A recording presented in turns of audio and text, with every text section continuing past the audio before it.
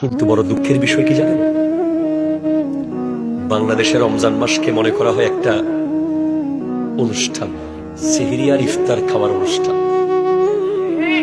লজ্জার বিষয় হলো পৃথিবীর অন্যান্য কান্ট্রিতে রমজান আসার আগে রজব থেকে প্রস্তুতি নেয় মানুষ। ফিলিস্তিন, Iraq, Iran, Afghanistan, Pakistan already ব্যবসায়ীরা কে কার চেয়ে বেশি ছাড় দেবে প্রস্তুতি নিতেছে, ঠিক কিনা কথা জোরে বলেন। আর বাংলাদেশে আসুক, রমজানটা একটু আসুক, মনে হচ্ছে সে ক্ষুধার্ত বাঘের মতো হা করে আছে জনগণকে খেয়ে ফেলার জন্য, ঠিক কিনা জোরে কথা বলেন।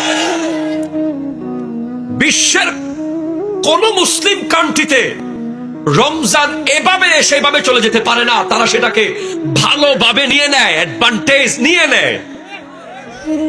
আর বাংলাদেশে দেখবেন যে শুধু ইফতার বিক্রি হয়েছে।